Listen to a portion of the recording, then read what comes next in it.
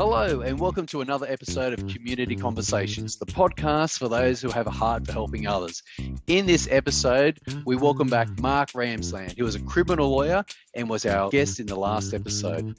Today, we continue the conversation about COVID-19 and we'll unpack how many of the decisions being made by government will affect us on the ground and in everyday life. Thank you for being with us again, Mark, and we certainly value your expert insights. And to guide us through the conversation today, we welcome our host, Pietro Di Girolamo. Over to you, Pietro.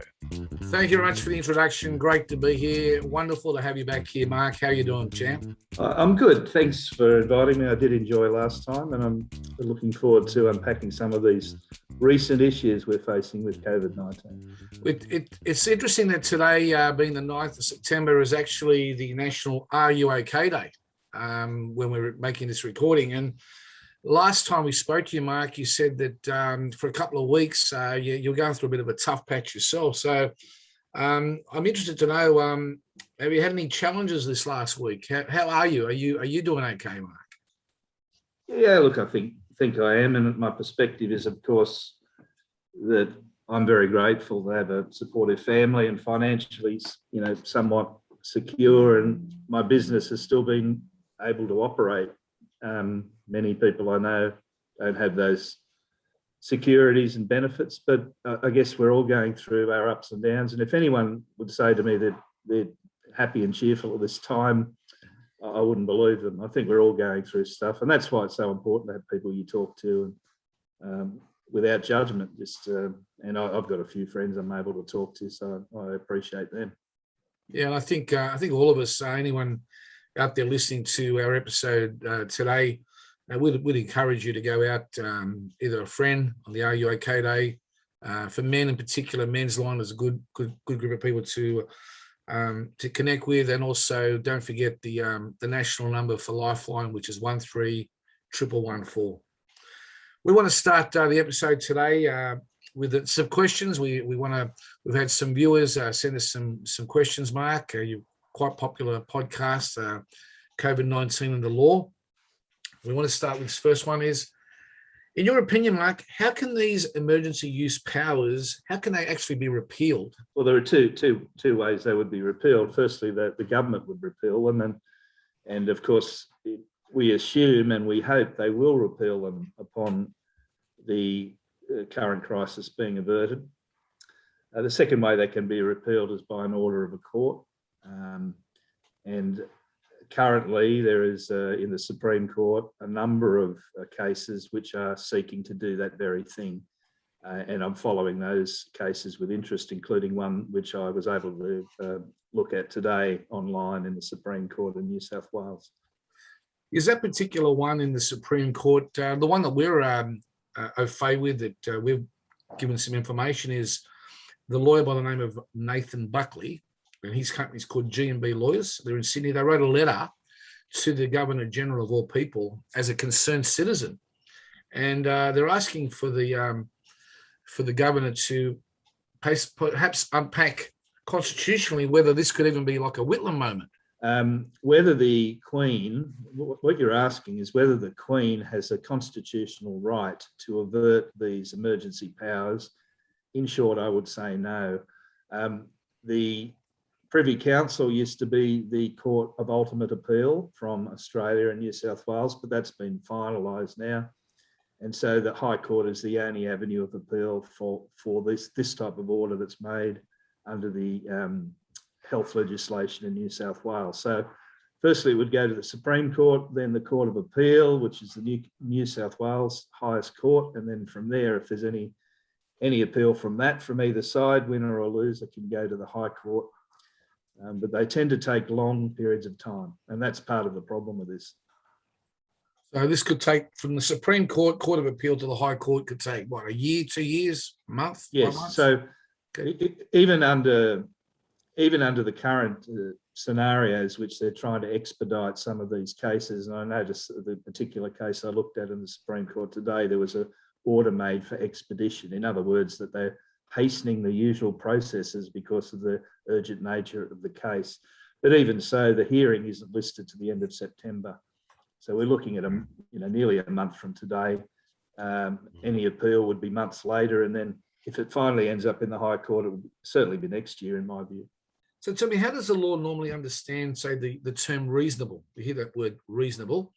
What's the basis of, say, rules or regulations or restrictions that are being implemented at the moment by the Health Minister, Brad Hazzard?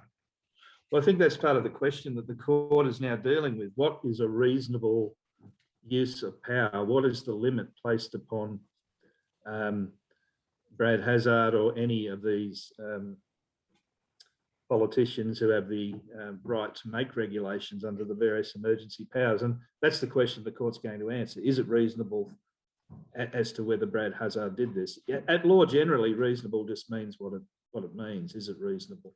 Does reasonable mean, does it satisfy the pub test? A bunch of blokes at the pub thinking, mate, that's pretty unreasonable, or is that, that sounds pretty reasonable to me. Well, I think it's two words, reasonable. Is it able to be reasoned as something that is fair? And, there's either side of the argument would say that some of these emergency powers are unreasonable. Others would say they're reasonable. It really is an unknown. But I tend to suspect that the plaintiff in this particular case will fail. In other words, the government, both the federal and state governments who are opposing this court proceedings will be successful. That's my feeling. I don't have all the pleadings in front of me, but there is constitutional issues being raised with that the Commonwealth lawyers have to answer.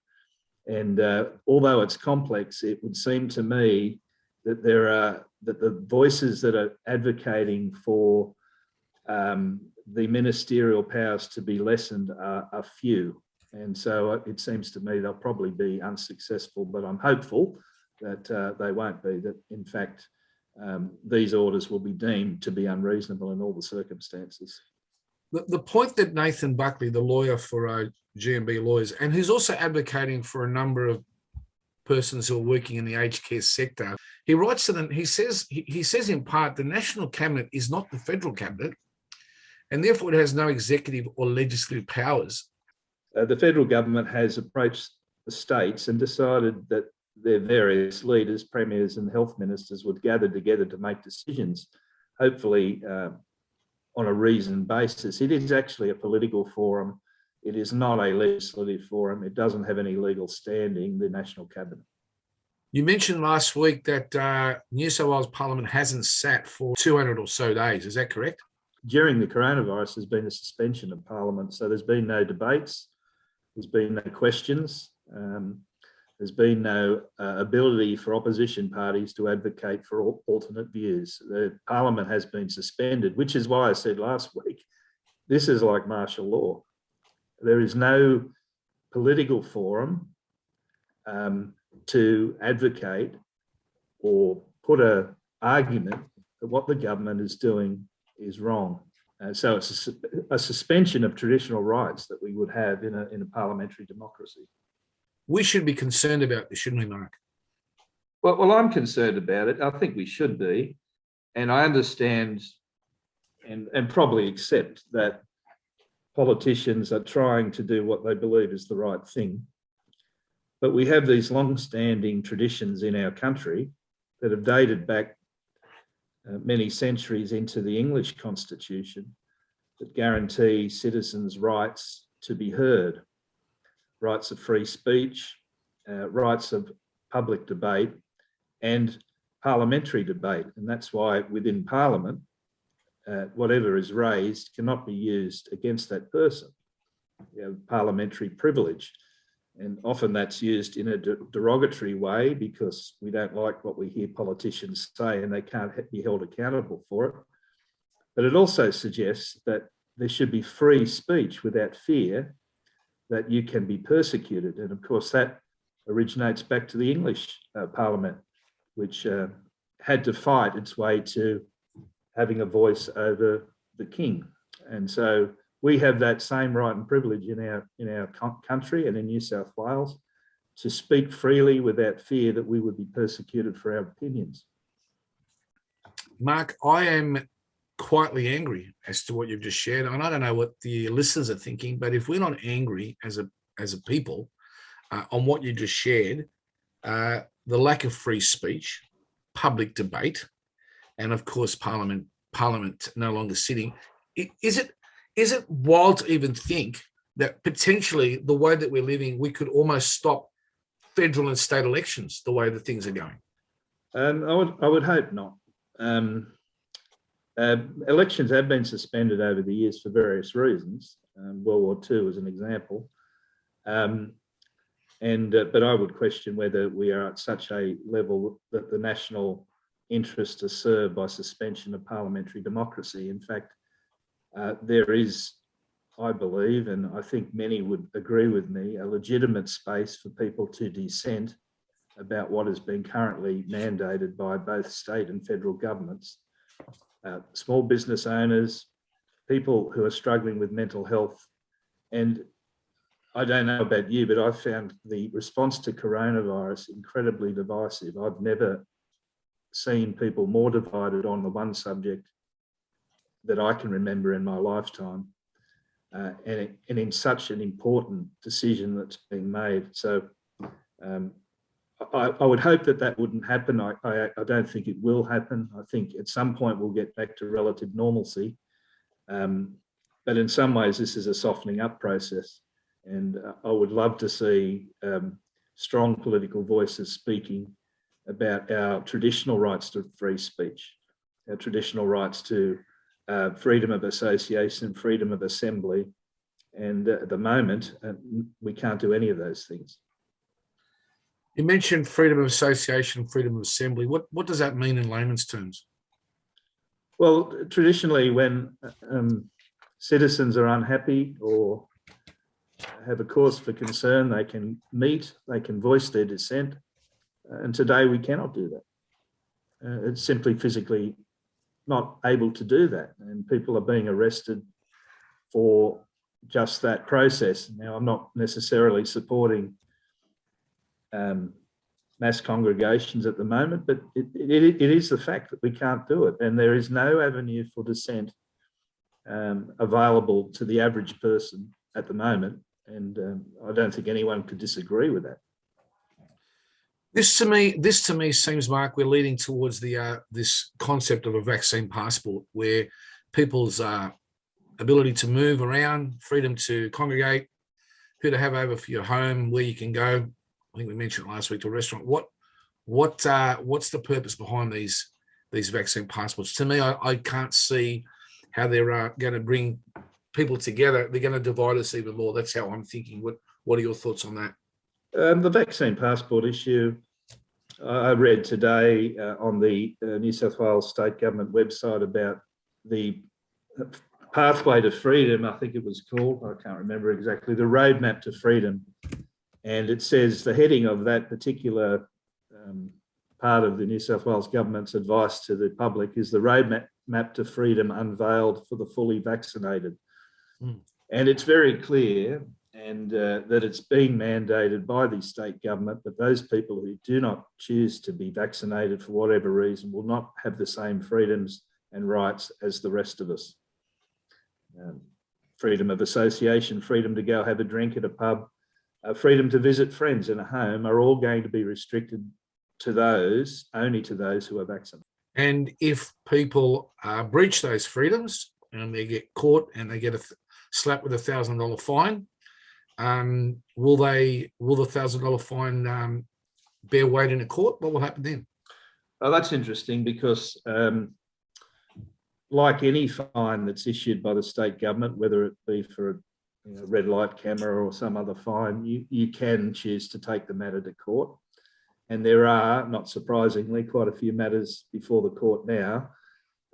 They initially go to a local court, and then if you don't like the result in the local court, you can appeal to the district court, which is the second highest court in New South Wales. I don't know the results of those, but I suspect that many magistrates in the local court would be lessening a fine or allowing the appeal, because it seems to me that and through my job, the number of fines that I've seen issued by police to New South Wales citizens are fairly stringent and, in my view, a little unnecessary. So can you challenge them? Yes, you can. So the local court will follow precedent? The local court has to follow precedent, but it would be doubtful whether many people would win their case in the local court. It's more likely, though, they'd be able to reduce the penalty.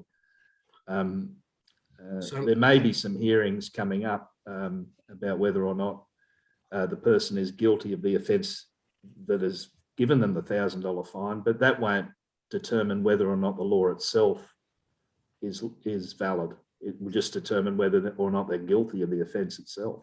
Last week, you mentioned, Mark, that Section 51 of the Constitution enables the federal government to have more influence than the state government. So you explained that to us. That was fantastic. Given the Prime Minister's position at the moment on opening the country up and these home detentions, including perhaps facial recognition, he could make the New South Wales Health Minister actually look meek and mild, in my opinion. So can the Constitution be changed to make health come under, say, the federal jurisdiction? Your question really, though, is has the federal government got a constitutional ability to quash or crush these health orders that are being made by the various that's ministers? I would say they do.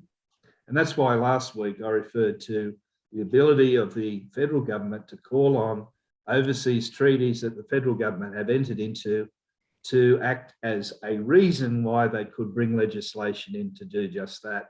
It happened, if you remember, in the Franklin Dam case back in 1985, I think, some date back then. Bob Hawke won his mandate because he said, we're going to stop this dam being built in Tasmania.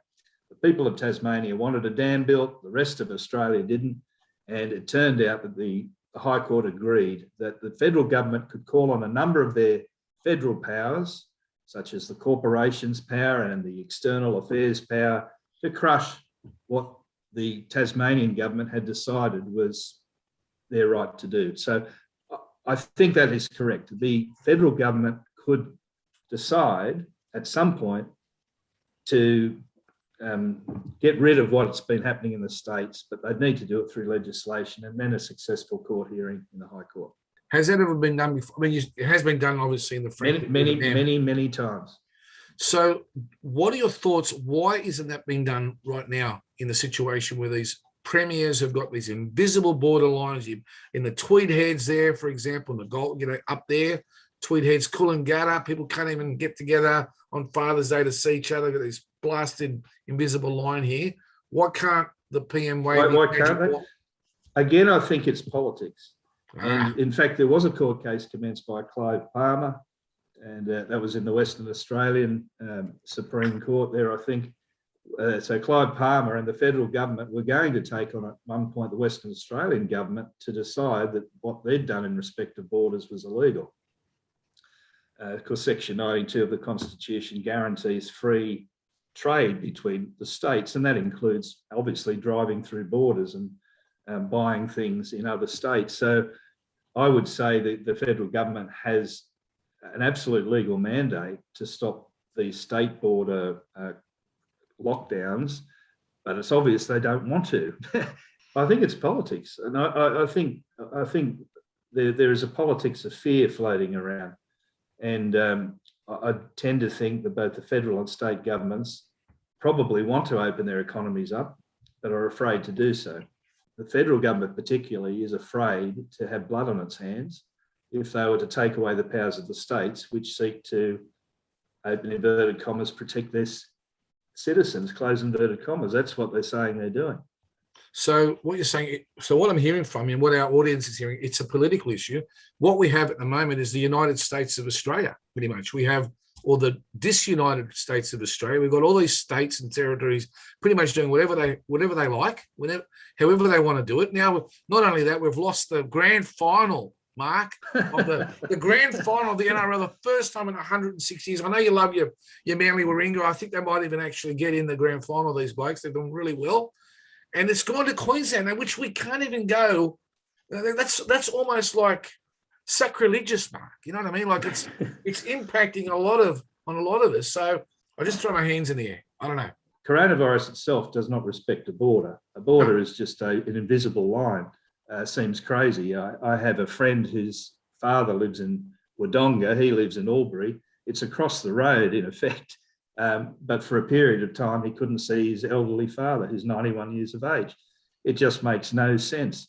But obviously, politically, it makes some sense because each of these state governments have been returned with an increased majority that have had an election during the coronavirus period.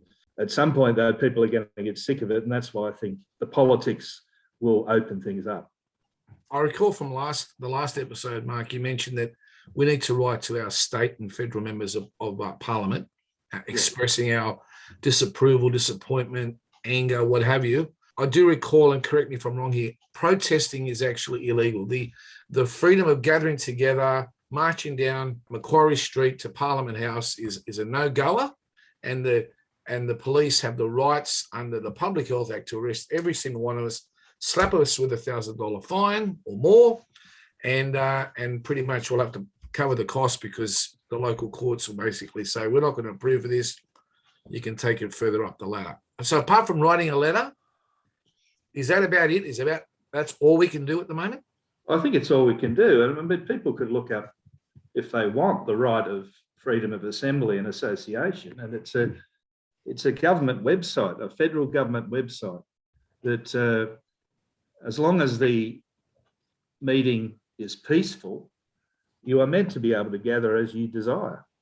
And it's one of the ways, as we were all aware, that laws have been changed for the good. In the United States, we have the end of the slavery movement because of that. And it's only because people are willing to stand up for what they believe in with fellow members of their society that we get laws that we deserve. And I think that's been abrogated unfairly, despite during COVID period, a number of other protests being allowed. And so I totally agree that there is no forum for freedom of association and freedom of protest.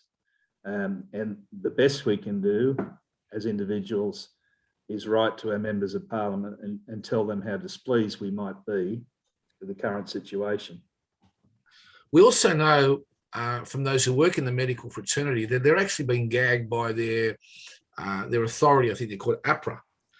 To me, it doesn't sound like we're actually one nation or one people with, singing our national anthem that we are young and free. It seems, as you're saying, Mark, we've become very disjointed, very divisive. This has all happened in the space of a couple of months. It's unparalleled in my life. Have you seen anything like this before? Well, not in my experience, but I'm an amateur historian. I've seen it happen in other places.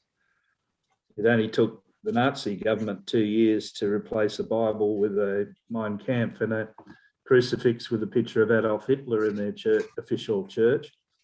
And that happened in 2 years. And so I'm not suggesting anything like that's happening here. But we as citizens of Australia, of New South Wales, have to be on high alert. And we have to be able to respect other people's views. Freedom of speech is what I think is under the greatest attack. And freedom of speech means that our elected officials aren't to belittle others who take a different view. And all I hear from members like Brad Hazard is a belittling of those who don't share the view that he does. With the medical fraternity, as we know, that are currently being gagged, okay, that's a given. How can we trust that we are actually being fully informed about this, about getting either one of the vaccines and the other ones that are coming along? Well, there have been a number of applications under the Freedom of Information Act for this information, and then some of it is available. Others have been precluded from being released, such as the contracts between the federal government and the various providers of these vaccines, such as whether or not the federal government has actually provided the producers of these vaccines with a legal defence or an abrogation of the usual rights that the consumer might have to sue if they get sick from taking any of these medicines. So a lot of that information isn't available, even though it's been requested a number of times. It's not an area I've looked at very closely. other than to say that there are, I think, legitimate alternatives to vaccination that have been suppressed, that I've looked into. But again, those are my views. They're not necessarily legal perspectives I have, but any person has a right to make an application for freedom of information, and the Freedom of Information Commission needs to give valid reasons why that material is not made available. These are publicly relevant documents. They are at the forefront of everyone's thinking at the moment, as everyone is being required to take a vaccine. I think people are entitled to know what's in them. I have been vaccinated. I don't have a particular problem, but I understand that people do, and I think it's only fair that we can make a fair and informed choice. And that's where I find the mandatory vaccination fairly abhorrent, that there are some people who, because of conscience or other reasons, have decided not to take the vaccine and are now losing their job, losing their livelihood, losing freedom of association, and even losing a right to go have a beer with a mate in the pub when we eventually come out of lockdown. And I think most Australians would say that would fail the pub test. So this Freedom of Information Act that you're referring to, these documents that are readily available, where can we get access to this? Is there a website? You go to the Australian government website, you'd even type in Freedom of Information request, you'd be able to download a document which you can fill in and pass on, and you should be able to get access to those documents. They are free. They're meant to be freely available. Okay. Just out of interest, last week you mentioned something about there were systems in place by the federal government for those who may have had adverse reactions. You also mentioned that an employee couldn't sue their employer if they were, mandated to have a vaccine and something was to go untoward. Can you tell us any more about that at all, Mark? Well, what I understand is the federal government are developing a scheme for compensation for those who have had an adverse reaction.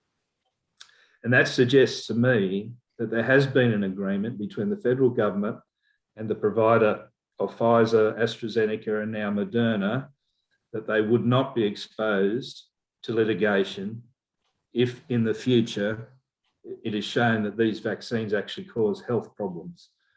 If the government is weighing in, it would suggest to me that they've provided an indemnity to those companies. Now, I don't know any more than that, but that's my suspicion. And I think it is true that there is going to be an available redress scheme for those who are affected by these vaccines from the federal government, though I think it'll be fairly limited. You mentioned about the Law Council of Australia, being a lawyer. I guess you're a part of that group. You mentioned making requests to the government about certain things that's upset them as well. Should we be concerned that if the medical fraternity has been gagged, that judges may also be coerced? And as citizens, how can we be sure of this? One of the guarantees in the Constitution is that the judiciary would remain free. They are one of the three pillars of our constitutional democracy. We have the executive, we have the legislative, and we have the judiciary. The judiciary, therefore, have constitutional freedom. Judges are appointed not for life as they are in the United States, but they're appointed to a fairly ripe old age of either 70 or 75, depending on which level they're at. And they have a tenure that can't be broken. So it's not as if they're going to lose their job if they make decisions adverse to the government of the day. And as a solicitor who's been involved but interested in constitutional law for many years, very, very frequently, the High Court make decisions adverse to either the state or federal government. So it's not unusual that a court system would upend what politicians have in effect said needs to happen. So to that degree, I'm fairly confident that judges who have security of tenure are not likely to bow to pressure. But in saying that, they're also judges who are employees of the various state and federal bodies. They're also employees, and they're also mandated in some ways to apply the law as it stands, especially the lower courts. So it's a bit of both things. I would tend to think those judges and magistrates I know would apply the law in a pure way without any submission to authority, to political persuasion. But on the other hand, they are also wanting to advocate for the law that the Parliament has decided is fair. So there's a bit of both things, but I would tend to think generally that we could be secure in knowing that our judges, unlike the United States, who are elected many times and are political appointments, we can be fairly secure that those appointed as judges and judicial officers are independent. Now, the executive and the legislative, are they the House of Reps and the Senate? Is that who they are? No.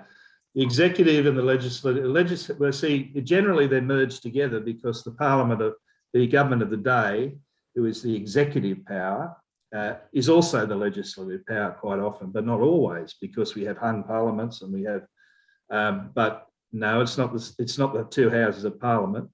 The executive makes orders for the day-to-day governance of the country.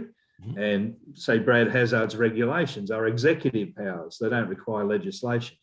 But the government also has a responsibility to bring about legislation, which is a law that is interpreted and used. So they are different branches of government, but they often merge. Yep, it's all politics. It's the vibe. It's Marbo, Dennis Tenuto, the castle. It's all coming back to me, mate. I'm getting the gist of it here. We're going to move on. Okay, when you last spoke to us, you talked about the vaccines were questionable, they were experimental, but in your opinion, they were also untested and untried. So if the Nuremberg Treaty is applied, how is it being implemented if both the state and federal governments are pushing vigorously towards this blasted 70 and 80% target? And how should us as individuals respond to that? Well, the Nuremberg Protocol, rather, is something that the Australian federal government has adopted.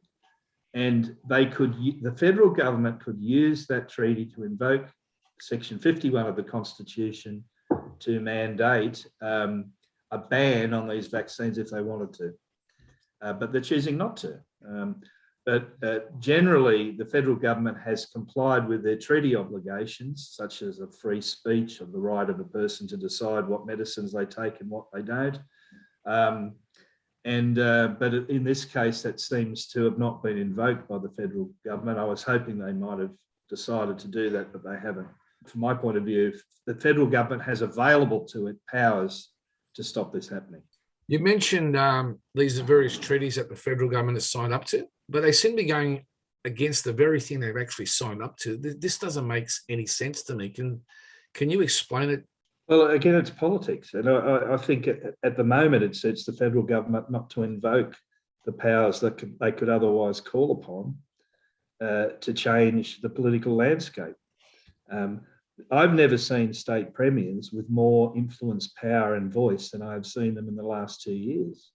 I don't think anyone could rightly say that state premiers have had the same influence over people's lives as they've had in the last 2 years. It's normally the federal government who has, to be honest, it has all the money.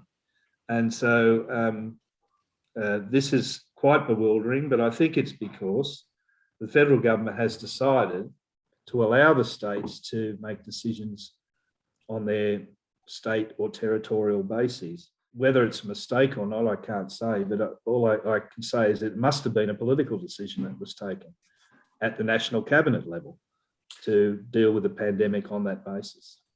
It doesn't really inspire a lot of confidence, to be honest with you, Mark, these politicians at the moment. Do they ever inspire confidence? I'm not sure, but the problem, I think the essential problem with what's going on is there's no forum for review. There's no parliament sitting in state parliaments. There's very little ability for people to take these health orders on at law. And there is certainly no freedom of protest or association. So there can't be physically a mass uprising because people will be arrested and dispersed. So there is no forum for review. And as you observed, whether rightly or wrongly, the media have tended towards supporting the moves that have been made by the state and federal governments without too many tricky questions. I mean, today I see that I think it's in one of the suburbs in Sydney, that a unit block which is in isolation, in other words, without their consent or decision making at all these people have been locked into a block of units for 2 weeks because there's been a coronavirus outbreak. And today their care packages have been rummaged through by police and their alcohol has been removed. Now, I don't support drunkenness, and I think it's foolish for someone to drink excessively, but is it not their right to drink what they like? There's no law about drunkenness. There's no law about the level of alcohol that you take. And so someone has made a decision that it is better for these people to have less alcohol than they want. Again, that's paternalism going crazy. We are telling citizens of our country how to think and how to behave because we're assuming they can't think or behave for themselves. And that is the opposite of a parliamentary democracy. One thing that I picked up as you were sharing that, Mark, was when you said there was no forum for review and no freedom to protest, it's against the law, we can be arrested. The thought that came into my mind, and probably for many of our listeners, is this: there is absolutely no accountability here. There's no accountability to the Australian public, the constituents, those who are paying their taxes, that are keeping these men and women in well-paid positions, who haven't been able to sit in New South Wales for 200 days or thereabouts. And pretty much they're a law unto themselves. It actually makes me extremely angry and sad. And I can write, a letter a day if I wanted to my local state member and my federal member. It's on Are You OK Day? I'm not actually okay with that information. I'm the opposite of okay. I'm un-okay on Are You OK Day, based upon the fact that these guys and girls have got no accountability. I agree with you. I think there's a lack of accountability. Ultimately, there'll be an election and there'll be an accountability then. But unfortunately, both left and right, or Labor and Liberal, as I prefer to call them, are pretty much on the same page. And so there's no great voice of dissent. I was talking to Mark Latham today, and he agrees that because of the Parliament has been suspended, we are in a state of martial law in our country. The unions, who would normally represent the workers, not only the workers, the majority of them, but those who, for whatever reason, don't want to take a vaccine, have rolled over. They have rolled over on their members. Labor Party, who is in opposition in New South Wales, says nothing. And so there is no voice of dissent, whether right or wrong. There is no voice of dissent. And so there is also no ability, as I've said, to voice any kind of dissent other than to write to your politician or to do something similar. But Mark, tell our folks, let's give them some hope here. Who needs to start standing up? Yes, the average Aussie, we all know we're going to write letters every week with our $1.10 stamp. We're going to send it. It's going to go crazy for Australia Post. But other than that, what else can we do? You look at bushfires, and the community pulls together in bushfires. The community does amazing things in times of crisis. This is no different. So maybe I suggested to it last week, look out for your neighbour. If you see something, you need to stick your hand out and help. I know from our point of view that we're trying to help people who have been charged with some of these coronavirus charges to try and help them financially with the burden that the government has put on them. Some people are suffering from $3,000 or $4,000 fines. Small businesses having $5,000 fines for a casual breach of the orders. And to me, that's entirely unfair.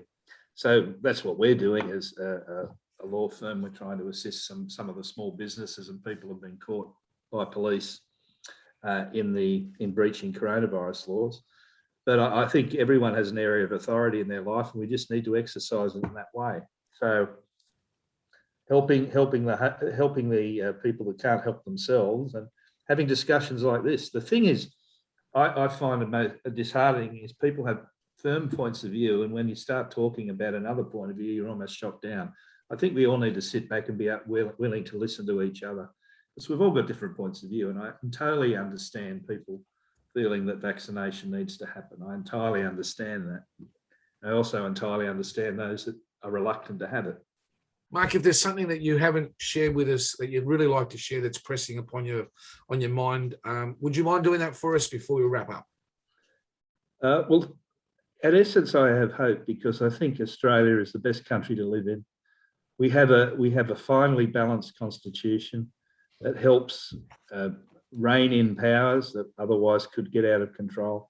And I also believe that eventually the weight of opposition against some of these laws will require the government to take different points of view. I have a great deal of hope because by and large, the people I meet, although they may have worries and cares, are very concerned for others as well.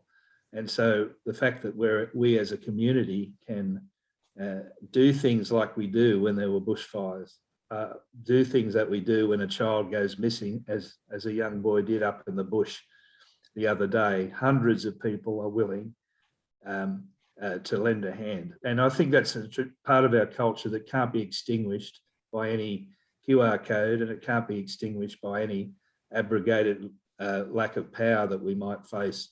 We are a nation of people that care for each other.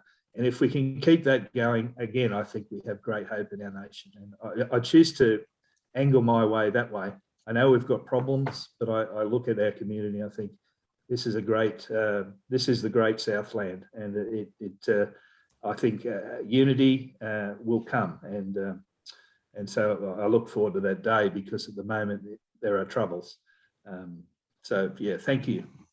Well, that's great. Look, you have been listening to another excellent episode of Community Conversations, a podcast for those who've got a heart for caring for others. And as we've heard today, Mark, you definitely have a heart for caring for others. And we're looking forward to having you come back on the program again next time. I am your host, Pietro Di Girolamo, and together with my colleague and friend, Michael Smith, our executive producer, we want to say thank you for listening. If anything about this podcast has impacted on your mental health, remember, reach out to Lifeline. They're a 24-hour counselling service. You'll find them on 13 1114. And until next time, have a beautiful day.